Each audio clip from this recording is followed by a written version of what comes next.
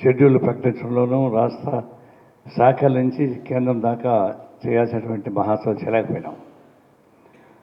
దానిపై చర్చించిన తర్వాత మళ్ళా జాతీయ సమితిలోనే మా షెడ్యూల్ ప్రకటించాలి, ఇంతకుముందు ప్రకటించకూడదు. అందులో జాతీయ సమితి సమావేశాలే అక్టోబర్ 2, 3, 4 తారీఖుల్లో పెట్టుకున్నాం ఢిల్లీలో.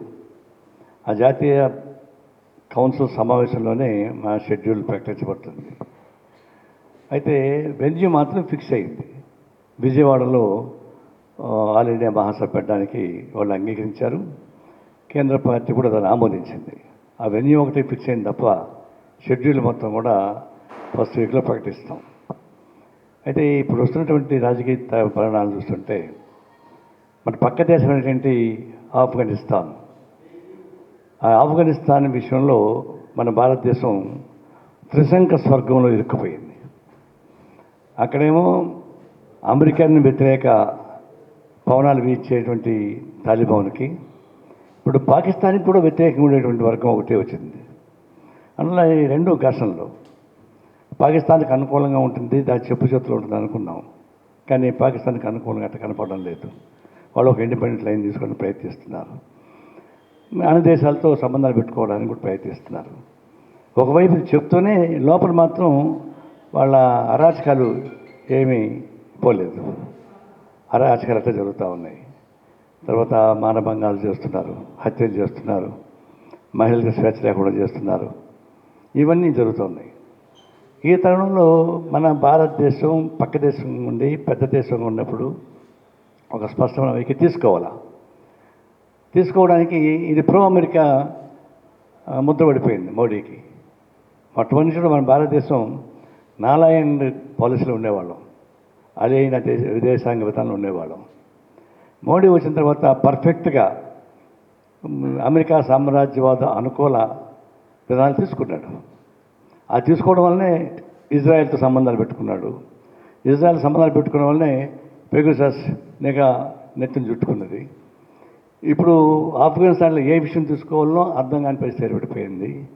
అంత త్రిశంక స్వర్గం తను తానే సృష్టించుకున్నటువంటి మోడీ భారతదేశ రాజకీయ పరిస్థితులు కూడా అలాంటి త్రిశంక స్వర్గాన్ని నిర్మించుకుంటున్నాడు. లేకపోతే మనకు ఈ పబ్లిక్ సెక్టార్స్ అంటే మిక్స్డ్ ఎకానమీ మంది.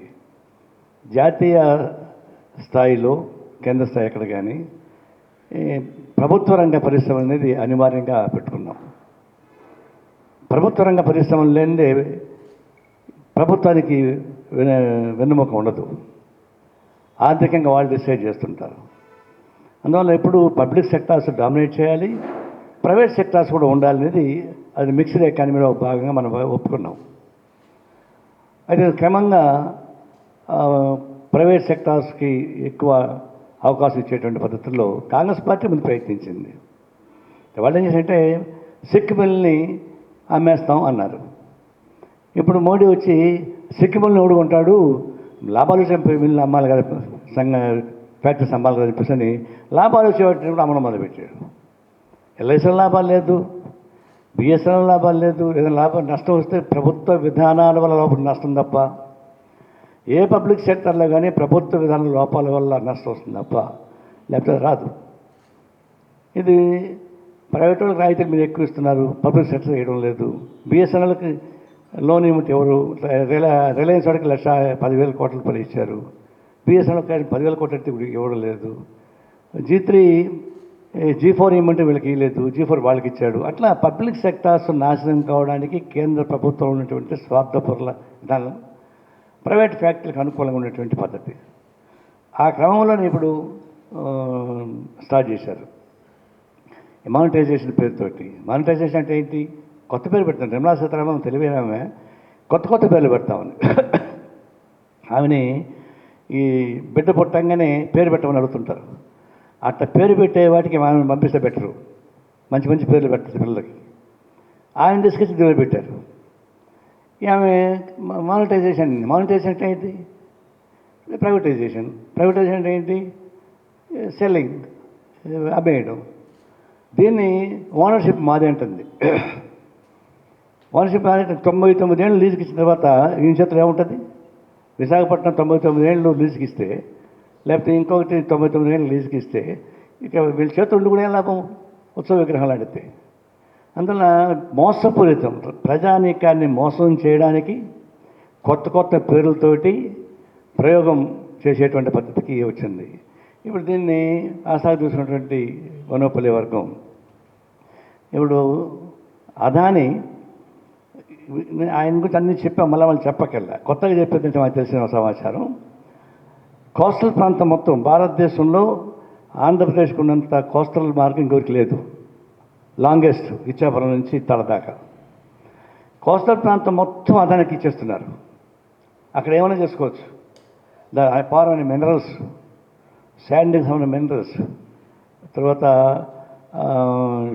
అణుప్రయానికి ఉపయోగపడేటువంటి మినరల్స్, ఇవన్నీ అక్కడ ఉన్నాయి. అవి మొత్తం అతనికి అప్పగించబోతున్నారు అన్ని ఖాళీ చేయించి. ఇది అత్యంత సంపదాన్ని తీసుకెళ్ళి ఆయనకి అప్పగించబోతున్నారు. పోర్ట్లు మొత్తం ఆయనకి అప్పగించారు. ఇంక మీకు చెప్పాను గతంలో, మళ్ళీ మనం చెప్పకల్లా. ప్రభుత్వం ఖర్చు పెట్టే పోర్టులు నిర్మిస్తుంది, ప్రభుత్వం ఖర్చు పెట్టే ఎయిర్పోర్ట్లు నిర్మిస్తుంది, దాన్ని అంతా మళ్ళీ ప్రైవేట్ వాళ్ళకి ఇచ్చేస్తారు. కేరళ ప్రభుత్వం ఈ ఎయిర్పోర్ట్ని ఇవ్వబాకండి, పబ్లిక్ సెక్టర్ ఉంచమని చెప్పేసి రాష్ట్ర ప్రభుత్వం తీర్మానం చేసింది. తీర్మానం చేసినా కూడా అదానికి ఇచ్చారు. లక్షద్వీప్ దగ్గర దేశం అది, చిన్న ప్రాంతం, 90,000 ఎంత ఉండాలి జనాభా. దాని పోర్టు కేరళకి త్రివేంద్రానికి అనుసంధానం ఉంటే దాన్ని తీసేసి మంగళూరు నుంచి కనెక్షన్ పెట్టించి ఆడున్న మిల్క్ ఫ్యాక్టరీ మొత్తం ముగించేసి ఇంకొక మిల్క్ ఫ్యాక్టరీ గుజరాత్లో ఉంది, దాని పేరేంటి, గుజరాత్ మిల్క్ ఫ్యాక్టరీ, అమూల్కి అగ్రిమెంట్ చేయించాడు. అంటే అమూల్ని పాలు మంగళూరు ఎయిర్పోర్ట్ మెట్రో నుంచి లక్షద్వీప్ పోతుంది.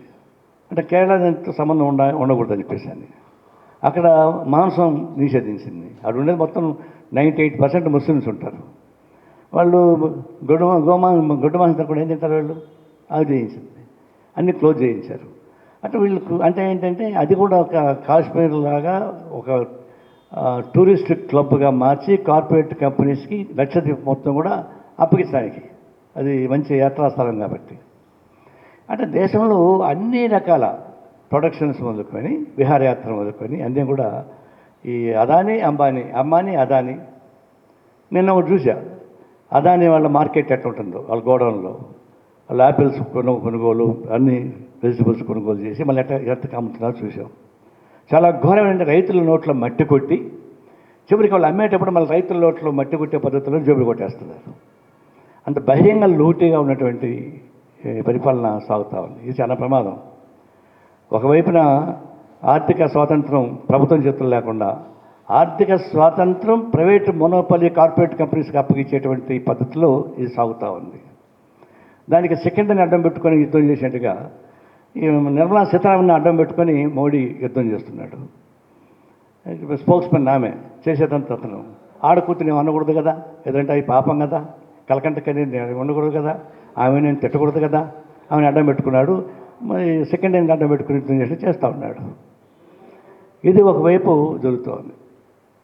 రెండవది, మేము మొట్టమొదటి నుంచి విమర్శించిన దానిలో ఒకటి, ఒక న్యాయ వ్యవస్థ మాత్రమే అతీతంగా నిలబడింది.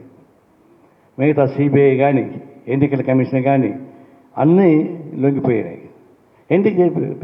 న్యాయ వ్యవస్థ ఒకప్పుడు లొంగిపోయింది, ఇప్పుడు కాస్త స్వతంత్ర ప్రతిపక్షగా పనిచేసి మొత్తం లాగుతూ ఉంది. అది క్వశ్చన్ చేసినాకనే మొత్తం బయటకు వస్తున్నాయి. ఇప్పుడు ప్రకృతి శాస్త్రం సంబంధించిన వివరాలు కూడా పార్లమెంట్ ఎంత కొట్లాడిన సమాధానం చెప్పలే, ఇప్పుడు సుప్రీంకోర్టు ఇన్వాల్వ్ అయింది. అదేవిధంగా నేరపూరిలుగా ఉండేవాళ్ళు సంవత్సరాల తరబడి బయట ఉంటే వాళ్ళకి ఆన్సర్ లేకుండా పోయినాయి. అవన్నీ ఇప్పుడే బయటపడుతున్నాయి.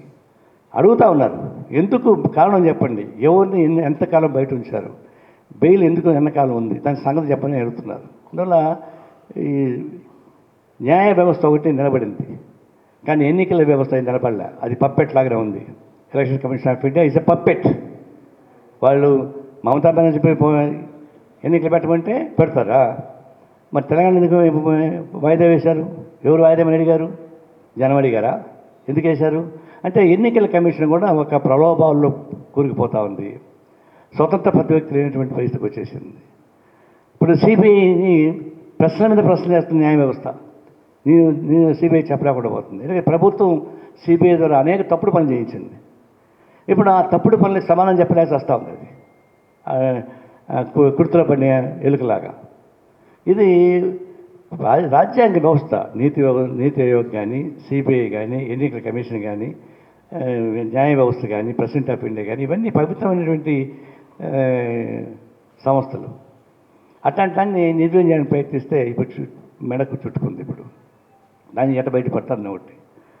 మూడవది, ఇప్పుడు ఈ అమిత్ షా జరుగుతున్నటువంటి క్రిమినల్ యాక్టివిటీ. ఇప్పుడు కేసీఆర్ ఇక్కడి నుంచి అక్కడికి వెళ్ళాడు, ఏం మాట్లాడో తెలియదు. సో దాని నుంచి ఇక్కడేమో యుద్ధం, అక్కడేమో ముద్దులాట, ఇది గుద్దులాట ముద్దులాట. ఇది ఈ దొంగ ఎవరికి తెలియదు. ఇప్పుడేమంటాడు అమిత్ షా, తెలంగాణ సాయుధ పోరాటాన్ని అధికారపరంగా నిర్వహించాలని చెప్పేసి డిమాండ్ చేయడానికి ఆయన వస్తున్నాడు. వీడికి వాస్తవానికి స్వాతంత్ర పోరాటంలోనే వీడికి తికాణా లేదు. ఈ ఆర్ఎస్ఎస్ గ్యాంగ్ నుంచి వచ్చినటువంటి బీజేపీ స్వతంత్ర పోరాటంలో భాగమే లేదు. ఒక్క లాఠీ దెబ్బ తినలేదు, ఒక్క బుల్లెట్ తినలేదు. పైపెచ్చు సరెండర్ అయినారు వీళ్ళు. సరెండర్ అయిన వాళ్ళు ఇప్పుడు అధికారంలోకి వచ్చారు. తెలంగాణ సాహిత్య పోరాటం దాన్ని సంబంధించి వీళ్ళెవరు దానిలో లేరు, దాని సంబంధం లేదు. ఇప్పుడు దాన్ని జంప్ అయి వచ్చి తెలంగాణ సాయుధ పోరాట విజయోత్సవాలకు సంబంధించినటువంటి ఉత్సవాల్ని మతపరంగా మార్చాలని ప్రయత్నిస్తున్నారు. అంటే ముస్లిమ్స్కి వ్యతిరేకంగా జరిగినటువంటి సాయుధ పోరాటంగా మార్చేటువంటి పద్ధతుల్లో ఈ అమిత్ షా వచ్చి దాన్ని చేస్తున్నాడు. మేము కూడా మాట్లాడుతున్నాం. ఏం మాట్లాడుతున్నాం? నిజాం నవాబుకి వ్యతిరేకంగా పోరాటం సాగించినటువంటి విజయోత్సవాలు. సాయుధ పోరాటానికి ఎవరు పిలిపించారు? మగ్దుమ్ మొహిద్దీన్, బద్దం ఎల్లారెడ్డి, రావి నారాయణ రెడ్డి, వీళ్ళు ముగ్గురు నాయకత్వాన సాయుధ పోరాటానికి పిలిపించి నిజాం నవాబు పరిపాలన కూల్చమని చెప్పారు. అందులో మగ్దుమ్ మొహిద్దీన్ ఉన్నాడు. కులాలు చూశారా, మతాలు చూశారా? కానీ ఇప్పుడు బీజేపీ వాడు వచ్చి ఇది హిందూ మతం ముస్లిమ్స్ని ఓడించిందనేటువంటి పద్ధతుల్లో మురికి గుట్లో చేపలు పడడానికి ప్రయత్నిస్తూ ఉన్నారు. వీళ్ళకేం హక్కు ఉందంటే మాట్లాడడానికి? మీరు కేంద్ర ప్రభుత్వం మీ దగ్గర ఉంది కదా, మరి అంత ప్రేమ ఉంటే ఇంకా 7-8 వేల మంది ఉన్నారు స్వాతంత్ర పోరాటంలో పాల్గొన్న వాళ్ళు. అంటే ఈ తెలంగాణ స్వాతంత్ర పోరాటంలో పాల్గొన్న వాళ్ళు. వాళ్ళకి పెన్షన్ ఏంటి అంత ఇస్తున్నారు. గతంలో హోమ్ మినిస్టర్గా ఉన్నట్టు అంటే మన విద్యాసాగరరావు నిరాకరించాడు. అప్పుడే ఆయన ఇచ్చింటే 10,000 మంది లిస్టు. 10,000 మందికి ఈ తెలంగాణ సాయుధ పోరాటంలో పాల్గొన్న వాళ్ళకి పెన్షన్గా గుర్తించమని చెప్తే నెత్తగా నిరాకరించాడు విద్యాసాగరరావు, బీజేపీ నాయకుడు. అప్పుడు హోమ్ మినిస్టర్గా ఉన్నాడు. అప్పటి నుంచి ఇప్పుడు చాలామంది చనిపోయారు. ఇంకా కొంతమంది ఉన్నారు. ఏమాత్రం చిత్తశుద్ధి ఉంటే మా అమిత్ షాకి ఈ తెలంగాణ సాయుధ పోరాటంలో పాల్గొన్నటువంటి కుటుంబాలకి మేము పెన్షన్ గుర్తిస్తాం, తగిన సహాయం చేస్తామని చెప్పండి, ప్రకటించమని చెప్పండి. నాకేం అభ్యంతరంలే. అది చెప్పరా? చివరికి అది ముస్లిమ్స్కి వ్యతిరేక ఉద్యమం తీర్చిదిద్దుతారా? ఇల్లు వెళ్తా ఉంటే చుట్టముట్టేసుకున్నట్టుగా. ఇది మంచి పచ్చి అవకాశాలు తప్ప ఇంకోటి కానీ కాదు.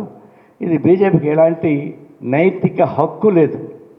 ఈ తెలంగాణ విజయోత్సవాలని మాట్లాడే హక్కు వాళ్ళకేం లేదు. ఏదంటే కమ్యూనిస్ట్ మాకుంది. ఇప్పుడు కేసీఆర్ తెలంగాణ పేరుతోనే వచ్చాడు పైకి. కానీ వచ్చినాక ఇప్పుడు దాకా తెలంగాణ సంబంధించినటువంటి అధికారపరమైన చేయలేకపోతున్నాడు. ఆయన పార్టీ ఆఫీసర్ జెండా ఎగరేస్తాడు తప్ప ప్రభుత్వం తరఫున చేయొచ్చు కదా, చేయలేకపోతున్నాడు. అంటే ఎక్కడ ఇద్దరికి లాలూచి? బీజేపీకి ఎన్నో టీఆర్ఎస్ ఎక్కడ లాలూచి ఉంది? ఇది మనం ఒకటి తేల్చాల్సి ఉంది.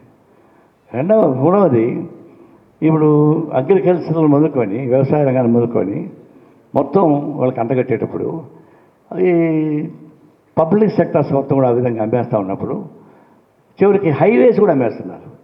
హైవేస్ మన తెలంగాణ కూడా హైవేస్ కూడా ఉంది, అమ్మేస్తాను కూడా. హైవేస్ మొదలుకొని కాదేది కవితకు అనర్హం అని శ్రీశ్రీ చెప్పినట్టుగా అమ్మడానికి ఏది వాయావర్స్ లేకుండా అమ్మేస్తున్నారు.